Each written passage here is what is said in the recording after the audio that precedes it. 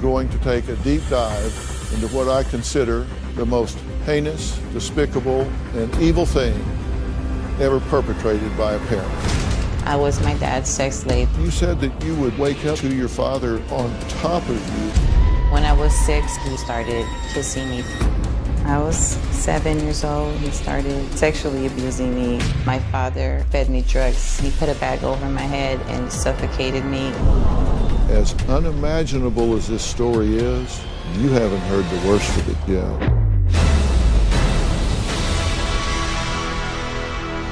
Meet Tatiana. Now, Tatiana left Brazil and moved to America at just 6 years old to live with her parents. Almost immediately, her father began forcing her to do drugs so he could sexually abuse her and beat her feet black and blue with a bat. At 12 years old, Tatiana's father pulled her out of school and sexually assaulted her every single day. He installed security cameras and motion sensors around their home, making it impossible for her to escape.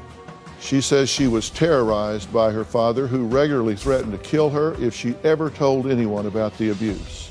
But then at 25, after 19 years of torture, she was finally rescued.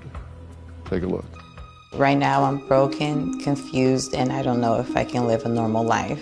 I was sexually, physically, emotionally abused by my biological father, Landolfo Tibes. I was abused for 19 years. I was my dad's sex slave. Anything he wanted, I had to do. A lot of these pictures, I'm smiling, but I'm dying inside. From when I was 6, he started kissing me down there and touching me down there. He would tell me not to tell, and he would ask me if it felt good. My father was a karate instructor. He would sexually abuse me in the studio. My mom was not there. She was a nanny. She did odd jobs, cleaning houses. When my mom was off to work, that's when he would come and prey on me. My dad made me lure men to the house to have sex with me so he could watch. When I was about 15 years old, it became routine. But the times that I would not bring men back, he would beat me up and say that I was lying, that I didn't try. Not only was he sexually abusing me, he was physically abusing me, hitting me with baseball bats, anything he could grab, even extension cords. He would grab my feet and just smack it like that, bam. My knees were bruised and I was bedridden for days. I couldn't walk at all. Out of nowhere, I would wake up just blows to the head, to the body. He was paranoid. My father was on drugs the majority of the time that he abused me. My father fed me drugs from 6 years old. He introduced me to alcohol, marijuana at the age of 8, cocaine at 10. I was a prisoner and he watched me 24/7. The abuse got worse when he pulled me out of school and I wasn't even really allowed outside the house. My dad installed surveillance cameras inside the house. He had alarms as well and dogs. We had about 7 Rottweilers at one point. He had sensors under the bed so I wouldn't be able to leave at all at night. I couldn't even go to the bathroom at night. I had to use the bucket next to the bed. I had to wake him up and tell him I had to go use the restroom, but that was rare because I did not want to wake him up because it's like waking up the beast. On a day-to-day basis, I would have to cook, clean, basically living like his wife. I never tried to escape. I wish I did. He threatened to kill me. Plenty of times I contemplated hurting him, but I was just so scared of the unknown and I just gave in. Well, Tatiana, I'm very, very glad you're here. And rest assured, I'm not going to ask you any details that embarrass you here. And I just want to say that while I'm glad to meet you, I'm just really sorry for the circumstance. My question, in looking back on this, how do you think your father was able to keep this a secret from the world for so many years? I have no idea. He just was very personable. He's very smart. He's read a lot of books. This got to the point that he was performing like 10 sex acts a week. I mean, this was an intense assault pattern on you, correct? That is correct. And the earliest remembrances you have of this were at what age? 6 years old, that one picture that I Right. gave you guys, Right. me holding the doll. And at 6, you say that he would kiss you, he would touch your privates, but it wasn't long after that in addition to that being inappropriate, wrong, and humiliating, things began to get very painful, correct? That's Because he very- began to violate your body in that way. Very correct. When was that, and what happened then? I was 7 years old, 8 years old. He started sexually abusing me. And he started giving you drugs. What did you think about that? Did it scare you when you started getting fuzzy? Me. It scared me a lot when I started getting fuzzy, and I remember several occasions exactly not knowing what was going to happen afterwards. You said that you would wake up sometimes to your father on top of you, and it's just something that makes it difficult for me to use that word father. This man on top of you, just beating you. You're asleep, you wake up, and he's just beating you. Was there any sense of why? No, I have no idea. For whatever reasons, he came up with his own reasons as to why he was beating me up like that and waking me up like that. And it was all through his paranoia. I just know that I had to sleep almost with one eye open, scared. You said he would take a baseball bat and beat the bottoms of your feet. He would make me give my feet to him, and I would do as much as I could because I didn't want the swinging to go everywhere, because there was times also that my knees were so bruised, my elbows, everything, because he was just swing. You say at age 10, he was a karate taekwondo instructor. You say he raped you in the studio, in the dressing room. Correct. So there were other people around, but he would take you there early before the class started? Correct. You say at age 12 that he took you out of school. He didn't want me to get close and maybe open up to somebody. Looking back, do you feel guilty that you should have told someone? I do feel guilty, and I should have never continued to let him manipulate me and do what he was doing to me, but I was so scared and uncertain. That's all that I knew. You think about this now as an adult, you have to remember how old you were when this was going on. You can't judge what you did at 8, 9, or 10 with a 20-something brain. Because as a child, we just know what we know as a child.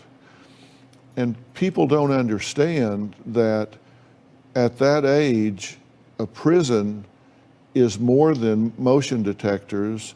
A prison is more than locked doors. The psychological prison, the psychological barriers are much more powerful than a locked door. And when a child is controlled by an adult with the fear of what will happen if you tell, Correct, yes. and, people wonder, having gone through this, how you can discuss it so calmly. But you've learned to push this down and encapsulate it, haven't you? I sure have, sir. I was able to manage living that horrible situation. So in my sense, I figure, him out of the picture is, I'm okay. And as unimaginable as this story is, you haven't heard the worst of it yet. We'll be right back.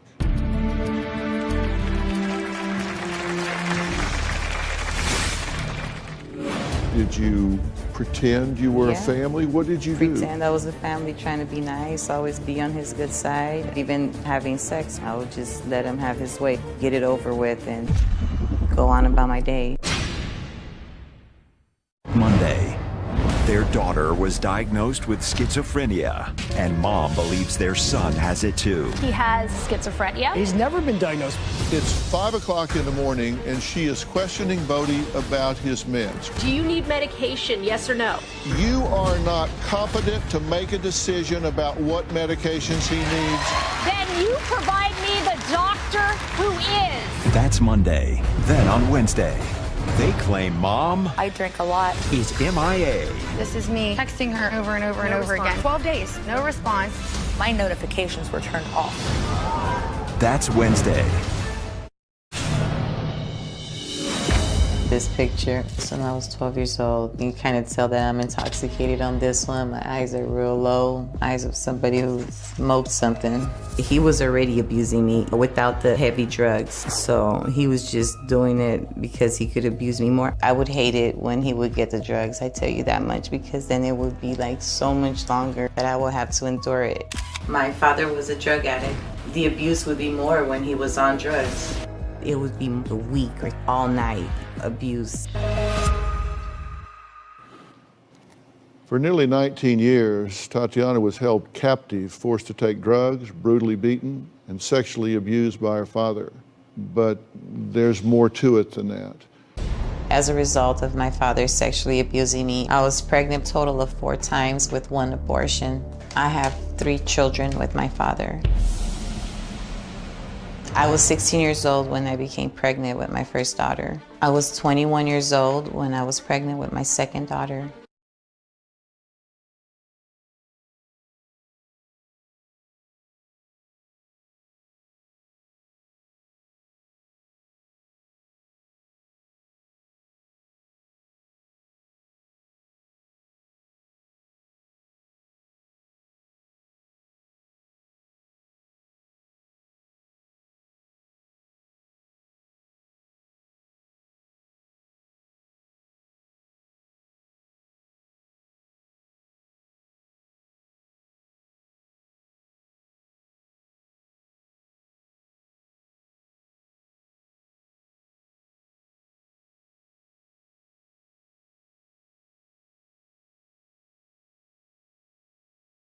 I was 24 years old with my third daughter. He used to mark down my period cycles, and I was late.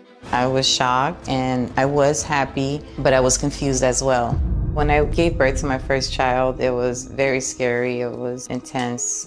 They asked who the father was. I said I didn't know. The sexual abuse continued during the pregnancies. He raped me, but he would not beat me as much. I would still get beat. I would still get my hair pulled. I would still get smacked.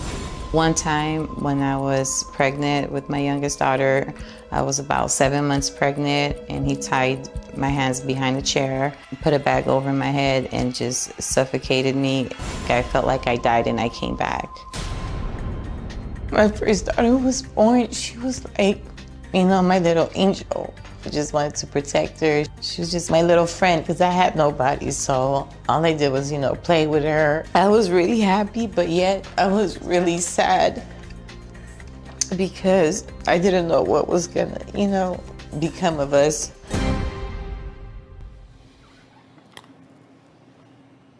So you gave birth to 3 of your dad's, I can't say that word. You gave birth to 3 That means of this monster's children. correct. And you had 1 abortion. You're now 38. You have these children who are how old now? 21, 17, and 14. 21, 17, and 14. And you say that having a child gave you purpose. That's right. Gave you purpose to exist, survive, get through this. How did it change when you had a child? Changed my well-being as well, being in the house by myself, having nobody else to lean to, talk to. It was... What would you do to cope? Would you try to make nice with him? Did you pretend you were a Yeah. family? What did you do? Pretend I was a family, trying to be nice, always be on his good side. Even as far as to having sex or whatnot, I knew that he was going to do it anyway, so I wouldn't, try to fight him off all the time. I would just let him have his way, so that way it would be easier and get it over with and go on about my day. As perverse as this sounds, and I have to ask this because I want to get everything on the table because I want to help you. Were there times that you convinced yourself that you enjoyed this in any way? Were there times where you found pleasure in a given instance that you thought, well, that was okay? No, I would try to tell myself it was okay, but it never felt okay. That's what I mean. You tried to tell yourself, myself. This was okay. This is like husband and wife. Right. But deep down inside, I knew it wasn't okay. Just like my everyday life, I know that my past and my girls are not okay, but I have to live as if it's okay. Yeah. Who else was around when this was going on? Just my brother. He And- was more in the house. Yeah. And nobody knew. And let me tell you this, sir, and even after my brother, 2 years after he left, he didn't come back. Do you think he knew what was going on? And he was scared as well. The obvious question in everybody's mind is, where was your mother when all this was going on? We'll get that answer after the break.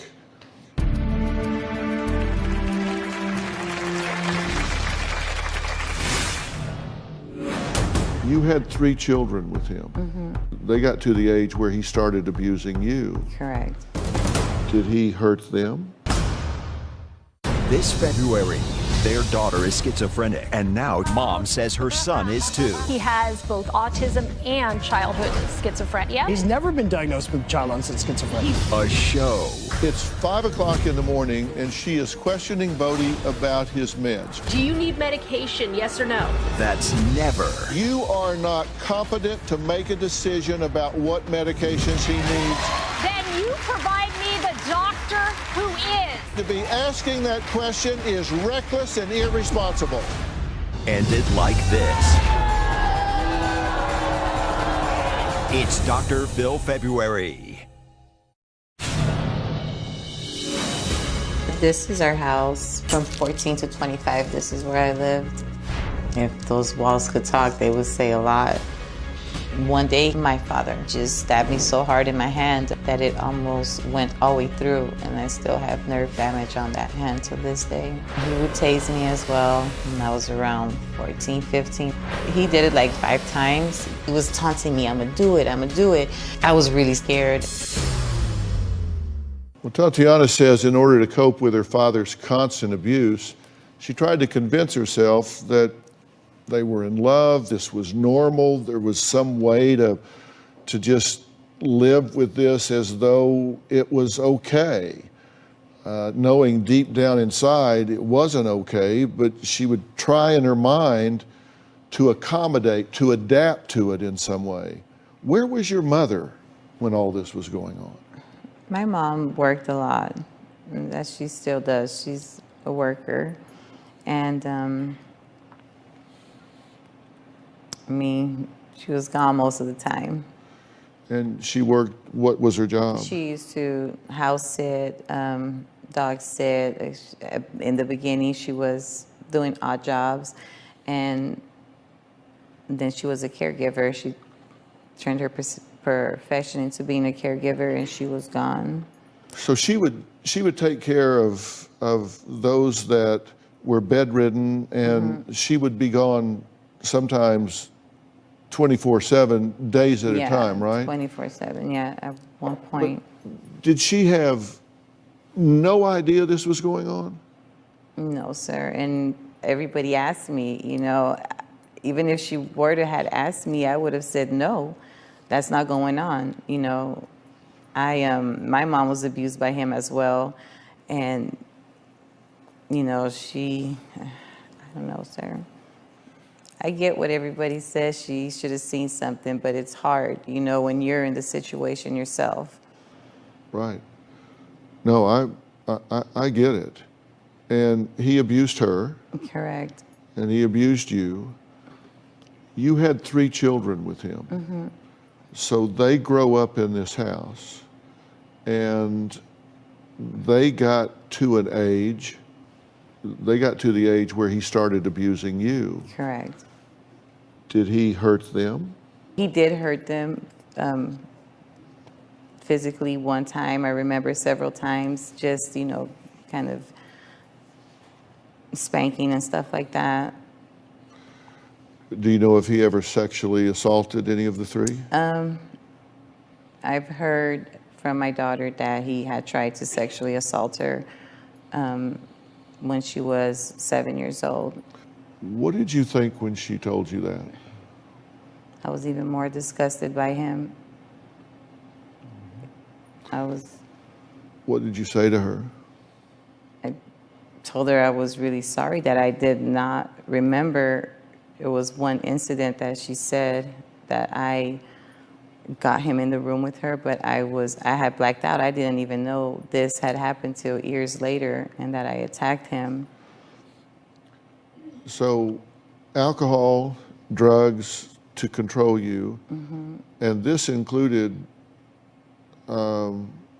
crack, meth. He'd do anything he could to alter your consciousness, right? That's correct. And keep you in a zone. Looking back, how young were you when he first gave you crack? About 14 years old. Meth? In the same 14. Yeah.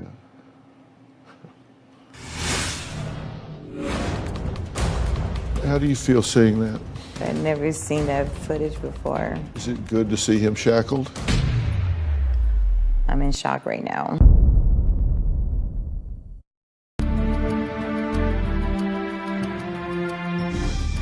Tatiana finally escaped her 19 years of abuse after her father was arrested, but she nearly died in the process. One day, my father was extremely high on methamphetamines after days of not eating, sleeping, and thought I was trying to kill him. That's when he tried to kill me. He became paranoid and he thought that I was sticking a needle in his lung. I said, if you're really feeling that you're gonna die, let's just go to the hospital. He had a knife in his hand. I convinced him and he started driving me to the hospital. We got to the hospital and he circled around several times. I was telling him kids are there by themselves. We had 5 Rottweilers in a little hotel room.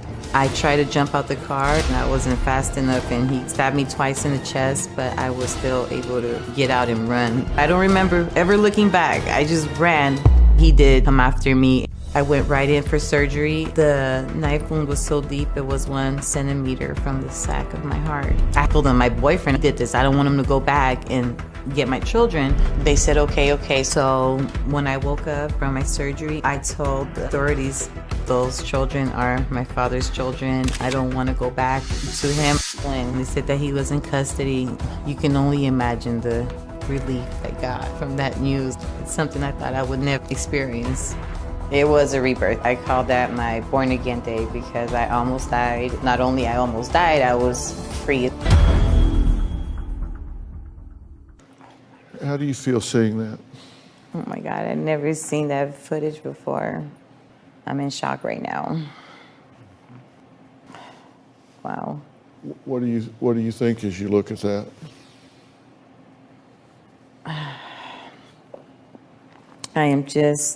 I have no words for it right now. Is it good to see him shackled? It's good to see him shackled. It's very good to see him shackled.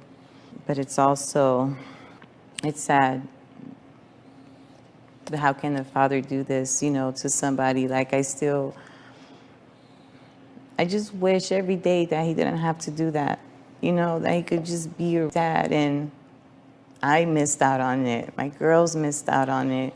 You feel cheated out of what you didn't have as well as what did happen to you. Exactly. Everything. My whole life, I feel, has been a cheat. And if it wasn't for my children, I would not be here right now, Dr. Phil. I wouldn't. I would have ended my life a long time ago.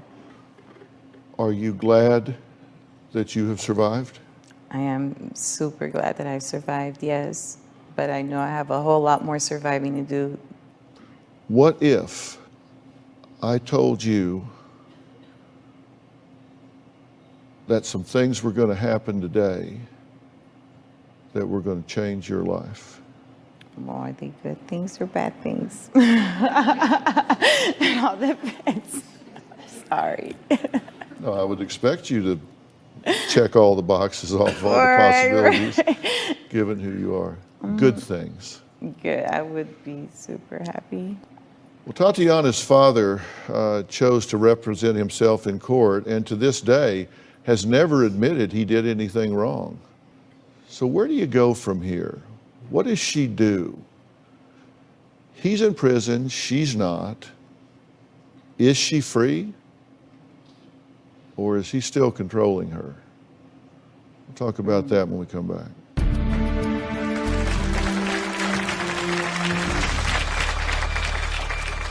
I would describe Lindolfo Tibbies as an evil sociopath narcissist. This had to be the most extreme case of sexual abuse that I've ever investigated. Talking with Lindolfo was like looking at the devil. The hair on the back of my neck stood up. Monday on an all-new Dr. Phil. She believes her son is schizophrenic. You are not competent to make a decision about medications. Then you provide me the doctor who is. That's Monday. At my dad's trial, I testified. It was horrible. I hated it because I had not spoken with him since he stabbed me.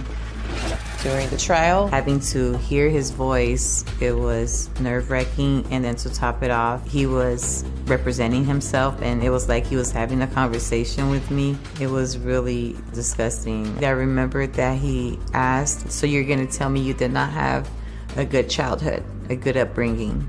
And that pissed me off. He said, you know, you had the opportunity per se to speak out about what happened, and you never did. Well, in a unanimous decision, a jury found Tatiana's father, Lindolfo Tibbies, guilty of forcible rape, sodomy, and inflicting great bodily harm on Tatiana.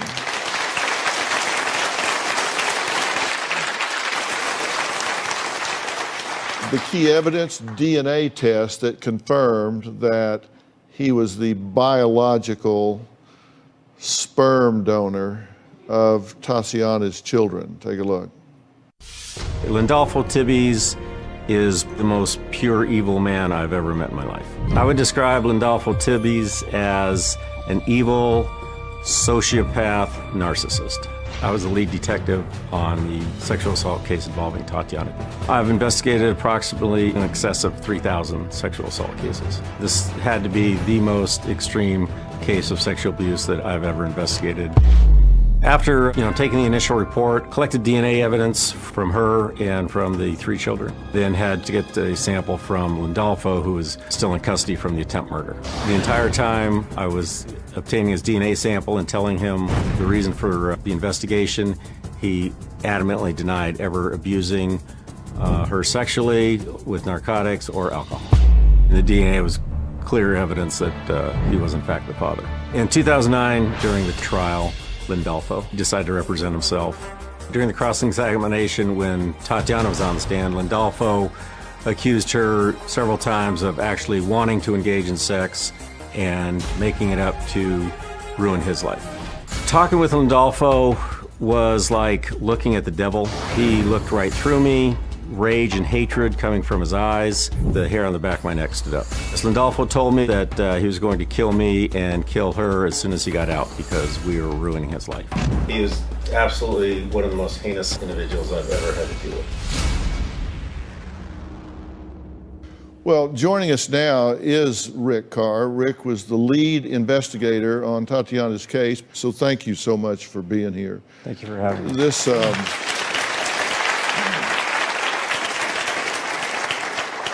you spent the time investigating this, questioning him, and it sent chills down your spine. You're probably the only other person on the planet that can imagine what she went through because you dealt with this guy. It had to just be horrific. It was unbelievable, and the one thing that always stuck out in my mind was just how courageous she was from the first moment I met her till the sentencing. She was unbelievably brave, just as she's being here today. And of 30 years of police work, the most courageous victim I've ever met. Yeah. Now, when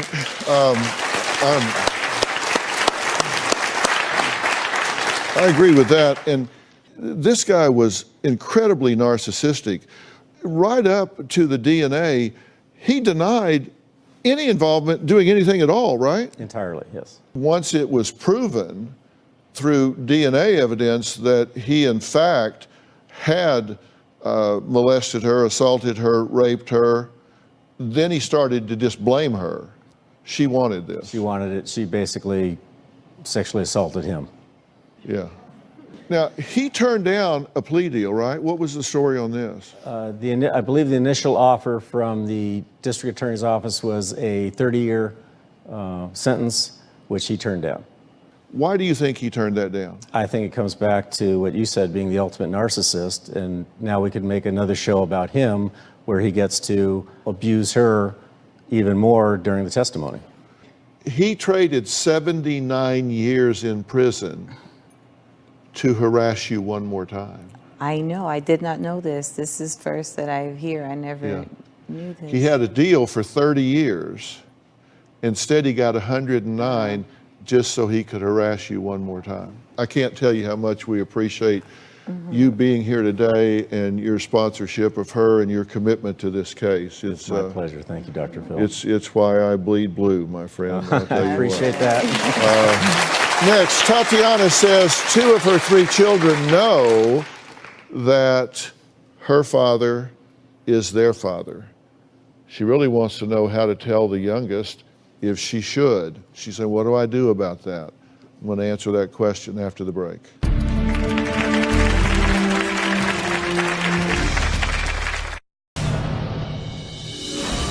In the past, I've dated men that hit me, pushed me, verbally abused me. I take so much abuse from other men because in my mind, no abuse will ever amount to the abuse that I already been through. By somebody treating me wrong, or even hitting me, it's not gonna compare. And I even told my current significant other right now, the only way you could ever really hurt me would be if you cut a limb or you kill me, because my father's done it all. Well, after being held prisoner and physically and sexually abused for 19 years, every day by her father, Tatiana says it's still a struggle. I want to talk about 2 things. Your youngest doesn't know, right? Correct. The question becomes, do you want her to find out from you or from the internet? Me. You definitely want her in a controlled and loving environment when you tell her this. And when you do tell her, you want to be sure that you're prepared to bust some myths. And we'll help you with some talking points here that you can use when you talk to her. But you want to bust some myths, because people think, if there's an incestuous relationship, then there are problems with intellectual development and health issues, and there is a higher risk for certain complications, but that's not a given, as you've seen with your other daughters. I mean, you have wonderful daughters, and they're bright and thriving and all of that. So you need to dispel some myths so she doesn't have a misunderstanding of what she's in for, and you're going to want to tell her that in every dark cloud, there's a silver lining, and for you, she is that silver lining. There's certainly nothing for her to be ashamed of, Right. and there's nothing for you to be ashamed of.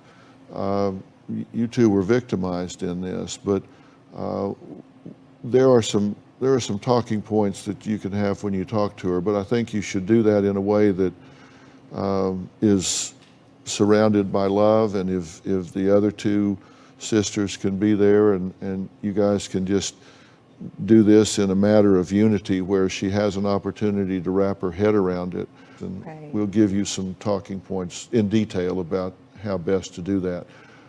But she's old enough to do it. This is the time to do it. The time to do it was not when she was 7 or 8. Right. And it's not 5 years from now. The time is now. Now. And we'll help you to do that. Thank you. You know, I asked Tatiana a few minutes ago, I said, what if today is a day that can really change her life for the better? She called me on that. I do have a plan. I'm going to tell her what it is when we come back.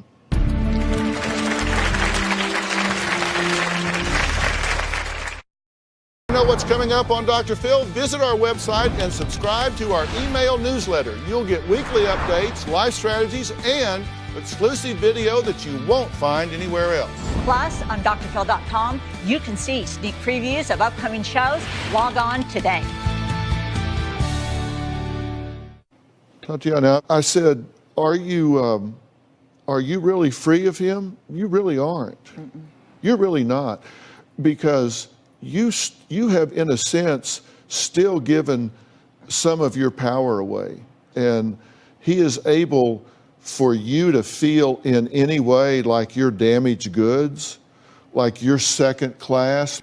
That means you have a damaged personal truth. And the problem with that is we generate the results in life we think we deserve. I see open wounds in you that aren't healed yet. People ask me sometimes where I learn things I learn and get counsel. I read a book one time that's the most powerful book I've ever read, and it's Man's Search for Meaning by Viktor Frankl. And Viktor Frankl is a Jewish psychiatrist that was a prisoner of war, and he wrote about those experiences, and he said, they controlled whether I lived or died every day. They controlled whether I sat or stood, whether I ate or starved. They controlled every aspect of my life but one. They couldn't control the attitude I took about it. They couldn't control my spirit. They couldn't control my mind. And what attitude I took about it was, I'm going to survive because I must create meaning to this suffering. And that's why the title of the book is Man's Search for Meaning. Your job is to find the meaning. Why did this happen to you? How can you use this in the world? You're using your life right now, because there are women right now that are trapped in situations, probably not as egregious as yours, but trapped in situations that will say, I do need to reach out. I do need to tell someone. You are saving thousands of women's lives as you sit there in this chair right now. I hope so. I sure hope so, Dr. Phil. I do. But you cannot give away what you don't have. You have to take care of yourself first. I want to introduce you to somebody that's on Polycom. He's a dear, dear friend of mine. His name is Miles Adcox, and he is the owner and CEO of an organization called OnSite. Now, OnSite is a place that does intensive workshops for people that have been through trauma to help them with self-worth and self-esteem and mental health issues. And it's the most beautiful campus you've ever seen in your life. The only problem with it is people don't want to leave once they get there. And Miles is the creator, and he runs this organization. Miles, how are you doing today? I'm doing really well. Honored to be here, Dr. Phil. Well, thank you for joining us. You've been listening to our conversation the whole way. Can you help us with this precious woman? Not only can I, Tatiana, I'm honored to, honestly. I am fortunate I get to represent some of the brightest trauma practitioners in the country at my place, but I need to tell you, they're sophisticated clinicians, but they're humans first. And we obsess about curating safety, emotional safety and psychological safety here. And I don't know that I've ever met a human more deserving of having that feeling, maybe for the first time, to be seen, to be heard, to be valued, to be loved, to be respected, and unpack a lot of that baggage you've been carrying too long that's not yours. I can't wait to welcome you here. Thank you. We're offering this to you, and I want you to take that help. Will you take that help? I will definitely do so. Thank you so much. All right, good. I will. All right. Now, I also want to add my dear friend who's going to work with On-Site, because when you get out of there, this is Coach Mike Baer right here. And Coach Mike Baer is a life coach. He is really experienced and beloved by his clients. He works with A-list celebrities, everyday people, and he focuses on helping clients break patterns in their lives and in a real action-oriented way. And what we want to do is get you a life coach that is elbow to elbow, shoulder to shoulder with you to say, I'm going to change my walk in this world. We're going to make different choices.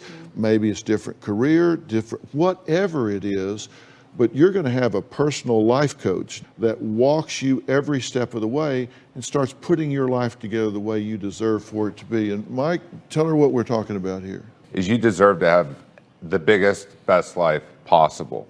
And so what we're going to do is we're going to look at all the things you were lacking: education, parenting classes so you don't recreate anything amongst your kids, intimacy courses, and we'll develop and devise a plan so that you get the life that you truly deserve. Thank you so much. You know, Mike he's not a life coach, he's the life coach. He has a new book called Best Self, Be You Only Better. And that book was written for you. Fair enough? Fair enough, sir. Okay, Thank you. we have a deal. All right. I want to thank all of my guests today. A very special thanks to Rick Carr and Coach Mike Baer. And Miles, thank you for changing your schedule and joining us today from On-Site. All the rest of you, we'll see you next time. Thanks so much.